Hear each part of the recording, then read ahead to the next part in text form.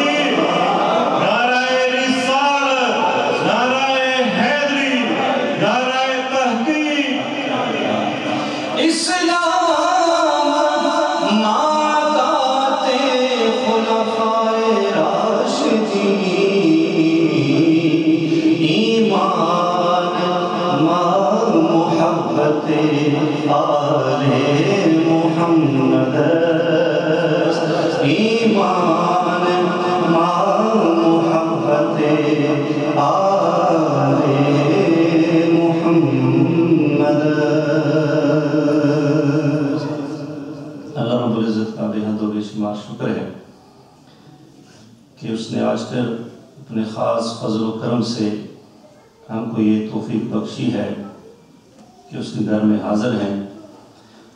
اسی کے ذکر کے لیے، اسی کی رضا کو پانے کے لیے، اسی کی خوشنودی کے لیے، اسی کو راضی کرنے کے لیے آئے ہیں اور اس نے بلایا ہے. انشاءاللہ یہ مجدہ جہاں فضا بھی ملے گا انشاءاللہ.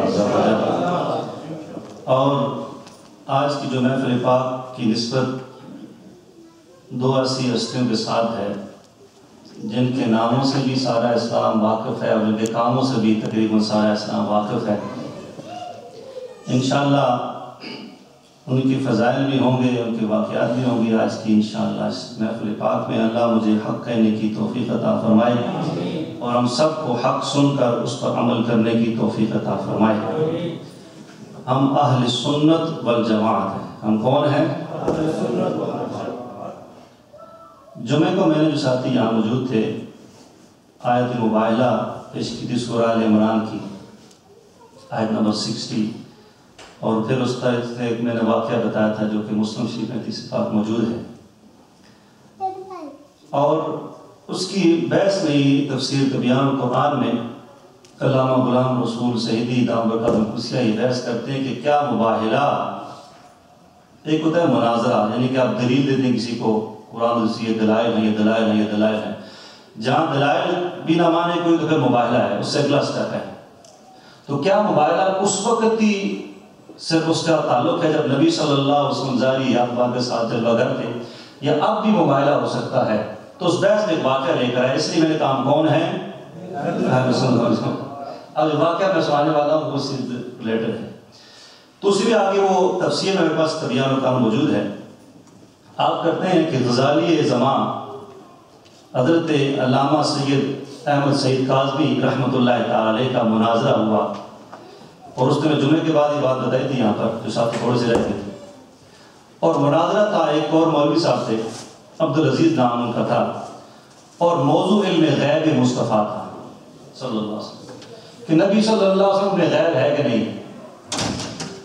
تو غزالی زمان رحمۃ اللہ تعالیٰ علیہ نے مشکات شریف سے حدیث پاک پیش کی. انشاءاللہ جب علم غیب کی بات آئے گی تو وہ حدیث پاک میں پیش کروں گا، میرا موضوع نہیں ہے.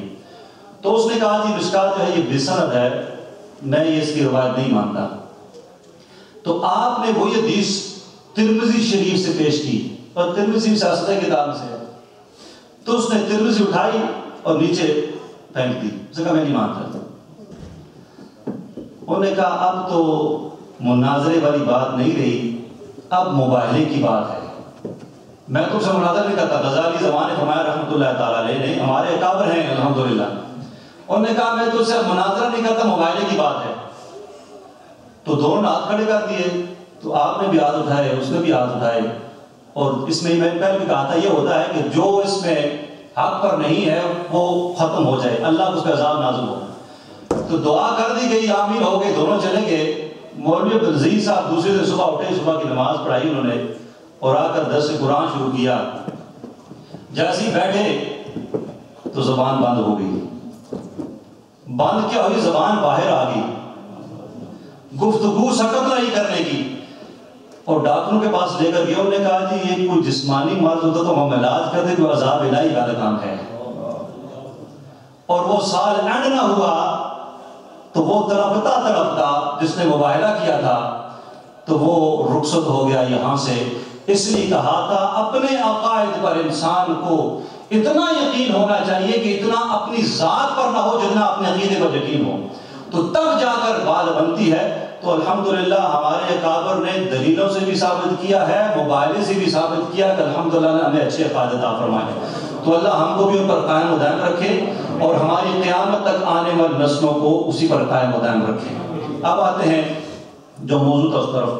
قرآن مجید فرقان حمید جو آیت کریمہ کے سمے ناقصہ نے تلاوت کیا ہے، کیونکہ میں نے کہا تھا اہل بیت کی فضائل بھی اس میں آ جائیں انشاءاللہ، اور اس کے ساتھ ساتھ آگے صحابہ کرام کی فضائل بھی ہو جائیں گی. اللہ رب نے فرمایا وَمَن يَقْتَرِفْ حَسَنَةً نَزِدْ لَهُ فِيهَا حُسْنًا، اور جو نیک کام کرے ہم اس کے لیے اس میں اور بھی خوبی بڑھاتے ہیں. جو نیک کام کرے ہم اس کے لیے اس میں اور بھی خوبی بڑھاتے ہیں. نور العرفان میں حضرت مفتی احمد جعفر خان نعیمی رحمۃ اللہ تعالی سی آیت کے تحت تفسیر روح المعانی روح البیان کے حوالے سے لکھتے ہیں، اسی کے تحت لکھتے ہیں اس سے معنی یہ ہے کہ جو آل رسول سے محبت کرے گا، کس سے محبت کرے گا؟ کس سے کرے گا؟ آل رسول سے محبت کرے گا. تو اس کے بارے میں یہ آیت ہے کہ اللہ فرما رہا ہے کہ ہم اس کو اور نیک اعمال کرنے کی توفیق دیں گے. یعنی کہ وہ نیک عمل کر رہا ہے لیکن اس نیک کے ساتھ ساتھ وہ آل رسول سے محبت رکھتا ہے، تو اس محبت کی وجہ سے وہ جو نیک کام ہے اس پر دوام اور اس کو اور توفیق دے گی تو اور نیک کام بھی کرے. اور اس کے ساتھ آگے فرماتے ہیں اور اس کو جو آل رسول سے محبت رکھتا ہے ایسے کاموں، اللہ نے فرمایا ایسے، اس کی تفسیر میں ایسے کاموں کی توفیق دی جائے گی کہ جو طاقت انسانی سے باہر معلوم ہوتے ہیں. جو آل رسول سے محبت رکھتا ہے نا، ایک تو اعمال ہے وہ نیک کرتا رہے گا اور بھی اس پہ اضافہ ہوگا، اور وہ ایسے کام بھی کرے گا جس کے دل میں حب اہل بیت ہوگی، آل رسول ہوگی صلی اللہ علیہ وسلم، کہ وہ دوسری طاقت سے وہ باہر ہوگے. لیکن یہ محبت اس کو ان کاموں کے لائق کر دے گی جو انسان عام کہتے ہیں یہ کیسے ہو سکتے ہیں، یہ کیسے ہو سکتے ہیں. اب یہاں پر میں نے آپ کو ہر سال یہ بات بتاتا ہوں، آج پھر یہ بات بتاتا ہوں. وہ کیا ہے؟ وہ ہے ایمان کا ایک ہونا ہے اور ایمان کا ساتھ لے کر دنیا سے جانا ہے. یہ سے بہت فرق ہے، یاد رکھیے. یہ جو اللہ نے ہمیں ایمان دیا ہے نا، یہ اس کا کرم ہے، اس کا فضل ہستی ہے، اس کا احسان ہے، اس میں ہماری کوئی زور نہیں لگا، جن کا لگا ہے بتاؤں گا کیسا زور لگتا ہے ایمان لینے کے بعد۔ تو پھر اس میں ایک بات یاد رکھ لیجئے کہ اہل رسول کی محبت ایمان سلامت لے جانے کی سبب ہے۔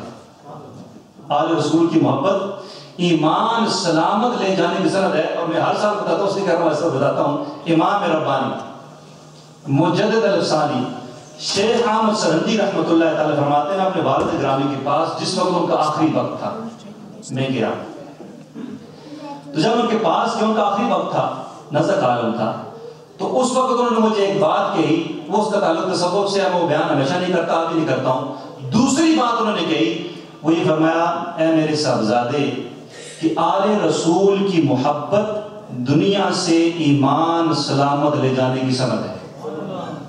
یہ کہا اور ساتھ کہا کہ میں اپنے دل کو اہل بیت کی محبت سے پر پاتا ہوں، یعنی کہ لبریز پاتا ہوں۔ تو یہ آخری بات امام ربانی جو کہ مجدد الافسانی ہے، آپ کے والد گرامی نے آخری وصیت جو کہ مجدد الافسانی رحمۃ اللہ کی کہ اہل بیت اور اہل رسول کی جو محبت ہے یہ دنیا سے ایمان سلامت لے جانے کی سند ہے۔ تو الحمدللہ ہم بھی اس لیے آئے ہیں، کس لیے محفوظ جاتے ہیں کہ اس محبت کا اظہار ہے، اقرار ہے کہ اللہ ہم کو تیرے محبوب کی جو آل ہے اس سے پیار ہے، اور اس پیار کو قبول فرما، اور دنیا میں اس کا پیار عطا فرمایا، اور ہمارا ظاہری تعلق نہیں ہے، روحانی تعلق ہے، تو آخرت میں جو ظاہری تعلق ہے، روحانی جسمانی تعلق بھی ان کے ساتھ ہمیں عطا فرما۔ نبی کریم رؤوف الرحیم صلی اللہ علیہ وسلم نے خود دعا فرمائی، اس بات کو دعا میں اپنے عبدالرزاق بھائی کے بھائی نے ذکر کیا تھا، ترمذی کی یہ روایت ہے، حضرت اسامہ بن زید رضی اللہ تعالیٰ عنہ صحابی رسول ہیں۔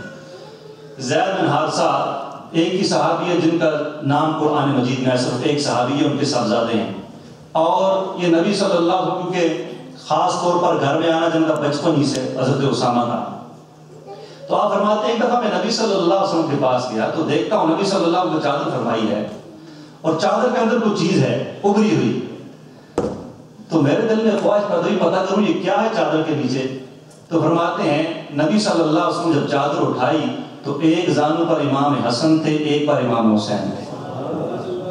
اب وہ سینہ اللہ اکبر، اب وہ زانو اللہ اکبر، اور امام حسن امام حسین کی اس نصیب پر قربان، صرف سوچنے پر ہی قربان ہو جائے جناب محمد رسول اللہ کے ساتھ کتنا قرب ہے۔ تو پھر یہ دیکھا تو میں نے کہا یہ تو حسن حسین ہے، تو ساتھ ہی نبی صلی اللہ علیہ وسلم نے دعا فرمائی، وہ دعا کیا تھی؟ اللہم انی احبہما، اے اللہ میں ان سے محبت کرتا ہوں۔ کیا دعا فرمائی؟ اے اللہ میں ان سے محبت کرتا ہوں، فاحبہما، تو بھی ان سے محبت فرما۔ یہاں منظم فرماتے ہیں نبی صلی اللہ علیہ وسلم دعا فرمانی تھی، صرف کیا دیتے؟ یا اللہ تو ان سے محبت فرما، یہ ذکر کرنے کی کیا ضرورت ہے؟ یا اللہ میں ان سے محبت فرماتا ہوں، تو ان سے محبت فرما۔ ڈائریکٹ بھی دعا ہو سکتی تھی نا کہ یا اللہ تو ان سے محبت فرما، تو ان سے راضی ہو جا، لیکن یہاں ایک رول ہے، وہ رول یہ ہے کہ اللہ نے وہ قرآن میں بھی رول بتایا ہے، وہ رول یہ ہے کہ اللہ کا جو محبوب ہوتا ہے نا تو وہ اس کا جو محبوب ہوتا ہے اللہ اسے بھی راضی ہوتا ہے۔ تو اللہ کے محبوب جناب محمد رسول اللہ صلی اللہ علیہ وسلم ہے، تو یہاں اپنا ذکر پہلے کہ یا اللہ میں ان سے محبت کرتا ہوں، تو بھی ان سے محبت فرما، کہ تو مجھ سے محبت کرتا ہے اس محبت پر تو ان سے محبت فرما۔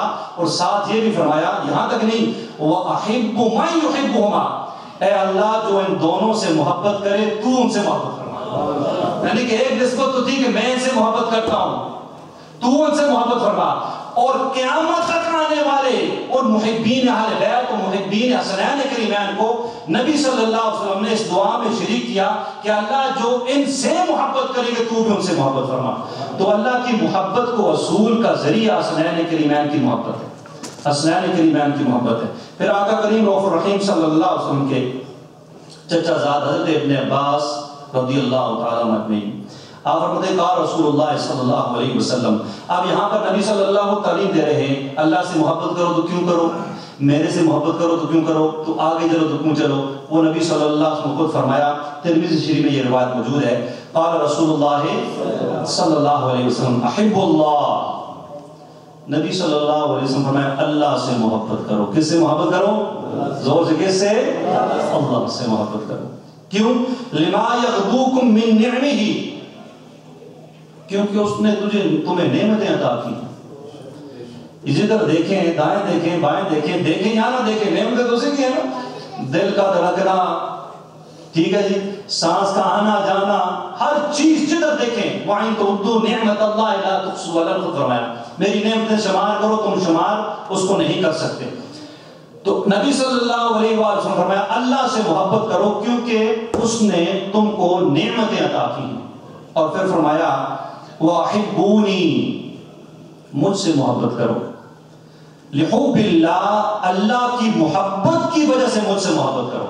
اللہ سے محبت کرو کہ اس نے تم کو نعمتیں عطا فرمائی ہیں. اور مجھ سے محبت کرو اللہ کی محبت کی وجہ سے مجھ سے محبت کرو. اور فرمایا وَأَحِبُّ أَهْلَ بَيْتِي لِحُبِّي، اور میری محبت کی وجہ سے میری اہل بیت سے محبت کرو. اس لیے میں نے کہا نا یہ ساری محبتیں نیچے شروع ہوں تو اوپر جاتی ہیں. اور کوئی دعویٰ کرے میں اوپر سے محبت کرتا ہوں، اوپر سے مطلب میں نہیں اوپر والا، نعوذ باللہ، میں نے مثال دی اوپر والا کوئی نہیں ہے. اچھا اوپر سے محبت ہے رابطہ خانہ کی ذات، تو رابطہ خانہ کی ذات سے محبت یہ اگر نیچے تک آ جائے تو حسنین کریمین. اور حسنین کریمین سے محبت نبی صلی اللہ علیہ وسلم کی محبت کی وجہ سے، اور نبی صلی اللہ علیہ وسلم کی محبت اللہ کی محبت کی وجہ سے، اور اللہ سے محبت اس لیے کہ اللہ نے ہم کو سب کچھ عطا کیا ہے، ایمان کی دولت عطا فرمائی ہے. پھر آقا کریم رؤوف الرحیم صلی اللہ علیہ وسلم کے صحابی اور حضرت جن کا نام حضرت مولا کائنات ہے، مولا کائنات ہیں، شیر خدا ہیں، علی المرتضیٰ کرم اللہ تعالی وجہ کا فرماتے ہیں. آپ کا فرمان ہے نبی صلی اللہ علیہ وآلہ وسلم نے فرمایا، اور اس وقت حسنین کریمین بھی پاس تھے، سیدہ کائنات بھی پاس ہیں، اور مولا کائنات بھی پاس ہیں. من احبنی، نبی صلی اللہ علیہ وسلم فرمایا جس نے مجھ سے محبت کی، وَأَحَبَّ هَذَيْنِ، اور ان دونوں سے حسن و حسین سے محبت کی، جس نے مجھ سے محبت کی اور حسن و حسین سے محبت کی، وَأَبَاهُمَا، اور ان کے والد سے محبت کی، وَأُمُّهُمَا، اور ان کی والدہ سے محبت کی. اور یہ 5 تک بنتے نہیں بنتے، نہ کوئی بنا تو نہ بنائے، بننے بن گئے. اب ان 5 محبتیں ہیں. پھر نبی صلی اللہ علیہ وسلم فرمایا کان معی فی درجتی یوم القیامہ، تو اس محبت کی وجہ سے اللہ رب العزت اس کو قیامت کے دن میرے درجے میں رکھے گا، میرے ساتھ رکھے گا. تو میں نے کہا کہ یہ محبت ایسی چیز ہے جو ادنا کو اعلیٰ کر دیتی ہے. یہ ربط اور یہ تعلق ہے، اور یہ اتنی عام چیز نہیں ہے کہ اللہ ہر کسی کو عطا دے. ہمیں تو رولا پا رہے تھے نا، آئے نہ آئے، آئے آپ کو بات سنائے امام زین العابدین، آئے آپ کو بات سنائے حضرت بلال حبشی کی. ہر کوئی آتا ہے تو وہ شیخ میں پھر آتا ہے کہ محبوب کی محفل کو محبوب سجاتے ہیں، آتے ہیں وہی جن کو سرکار بلاتے ہیں. تو ہر کوئی اس معیار پر بنا کہتا رہے، لیکن پورا نہیں اتر سکتا جب تک اللہ کی خاص کرم نوازی اس پر نہ ہو. اب آقا کریم رؤوف الرحیم صلی اللہ علیہ وسلم میں امام زین العابدین کی بات بعد میں ساری کی ساری انشاءاللہ کشف المعجوب سے بیان کروں گا انشاءاللہ عز و جل. اس سے پہلے حضرت بلال حبشی، قرآن مجید فرقان حمید میں اللہ رب العزت نے جو صحابہ اکرام کو مجدہ جہاں فضا سنایا نا، پوری آیتیں پیچھے کہاں کا رکھی گئی، جنت میں رہیں گے، مہاجرین بھی ہیں، انصار بھی ہیں، ان کی دعا کرم. اللہ نے فرمایا رضی اللہ عنہم ورضوا عنہ، اللہ ان سے راضی اور وہ، اللہ ان سے راضی اور وہ. اب میں آپ سے سوال کرتا ہوں، یہ ایسا اللہ کا فرمان ہے، یقین مانے کلمے والا کلمے پڑھتا ہے کس لیے کہ اللہ راضی ہو جائے، یہی بات ہے نا. نمازی نماز پڑھتا ہے کس لیے؟ اللہ راضی ہو جائے. روزہ دار روزہ رکھتا ہے کس لیے؟ اللہ راضی ہو جائے. زکات دینے والا زکات دیتا ہے کس لیے؟ اللہ راضی ہو جائے. حج کرنے والا حج کرتا ہے کس لیے؟ اللہ راضی ہو جائے. ذکر کرنے والا ذکر کرتا ہے، سجدے کرنے والا سجدے کرتا ہے. صدقہ و خیرات جتنے بھی نیک عمل ہیں، اس مومن کی خواہش کی ہوتی ہے، کیا خواہش ہوتی ہے؟ اور ان خوش نصیبوں کو دیکھیے اللہ نے خود فرما دیا میں ان سے راضی ہو گیا. اب ہم جو کچھ کرتے ہیں ہمارے پاس سند نہیں یاد رکھی، میرے پاس سند نہیں ہے میرے نیک اعمال کی وجہ سے اللہ راضی ہوا کہ نہیں ہوا، میرے پاس سند نہیں ہے. لیکن ان خوش نصیبوں کی قسمت پہ قربان جائیے کہ ایسے وہ خوش نصیب ہیں نبی صلی اللہ علیہ وسلم کی صحبت کی وجہ سے کہ اللہ نے ان کو مجدہ جہاں فضا سنا دیا کہ اللہ ان سے راضی ہو گیا، وہ اللہ سے راضی ہو گیا. اور انہی میں سے ایک عاشق رسول ہیں، انہی میں سے ایک موزن رسول ہیں. اور ان کا نام آتی تو 3 چیزیں ذہن میں آ جاتی ہیں.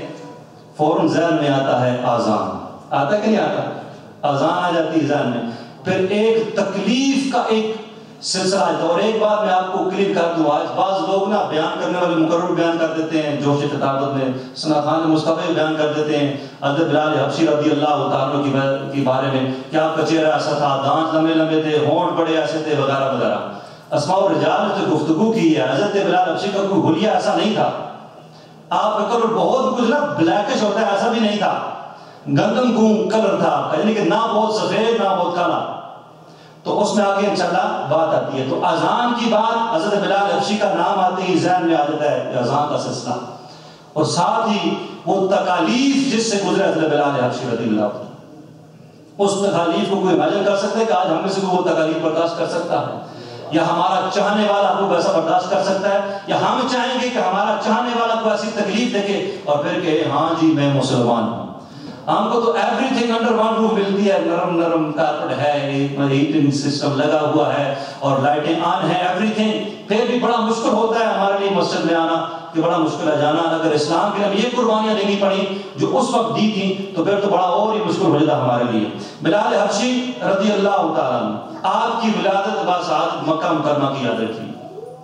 آپ غلام ابن غلام، آپ کے والد غلام تھے اور آپ کی والدہ کا نام حمامہ ہے. مکہ مکرمہ میں آپ کی ولادت ہوتی ہے. آپ کا اسلام لانے کا واقعات مختلف ہیں. ایک واقعہ جو بیان کیا جاتا ہے وہ میں آپ کے سامنے بیان کرتا ہوں. وہ واقعہ کچھ ایسا ہے کہ آپ کو پتا ہے کہ اس وقت کے ماحول میں جو مکہ مکرمہ کا ماحول تھا، غلام کو بالکل حقارت کی نظر سے دیکھا جاتا تھا. جو کچھ امیر نہیں غلام نہ ہوتا نا، وہ بھی صرف ہے غریب لیکن غلام نہیں ہے، وہ بھی غلام کو ایسے دیکھتا یہ کیا ہے. غلام کی طرف وہ کلام تو کلام محبت کی نگاہ سے بھی نہیں دیکھا جاتا تھا کہ اسماعیل دے کر غلام کو دیکھ لیا جائے. لیکن اس وقت میں مکہ مکرمہ میں ایک ہستی تھی، وہ جب بھی آمنا سامنا ہوتا، بہت کم ہوتا لیکن جب بھی آمنا سامنا ہوتا، وہ ہستی ایسی مسکراہٹ سے دیکھتی کہ بلال کو لگتا یہ کیوں میری طرف مسکرا کے دیکھ رہے ہیں. اور اس ہستی کا نام جناب محمد رسول اللہ صلی اللہ علیہ وسلم. اور کوئی اسماعیل تک نہیں دیکھتا بلال حبشی کو، اور اس وقت نبی صلی اللہ علیہ وسلم نہیں کروایا ہوتا. بلال حبشی کو اسماعیل دے کر کوئی دیکھنا پسند نہیں کرتا تھا، لیکن نبی صلی اللہ علیہ وسلم یہ سنت ہے اسماعیل دینا اور اسماعیل سے بات کرنا، کیا کہ نہیں کسی سے گفتگو کرتے ہوئے. تو حضرت آقا کریم رؤوف الرحیم صلی اللہ علیہ وسلم ذات تھی وہ واحد کہ جب بھی بلال حبشی کا آمنا سامنا نہیں ہوتا تو جب بھی نظریں چار ہوتی تو نبی صلی اللہ علیہ وسلم اسماعیل دیتے مسکراتے. اور یہ بات حضرت بلال حبشی کو آف کورس ایسے ماحول میں جہاں کوئی دیکھنا پسند نہ کرتا ہو، اس کو اچھی طریقے سے ملے تو کیسا دل میں ایک مقام بن جاتا ہے.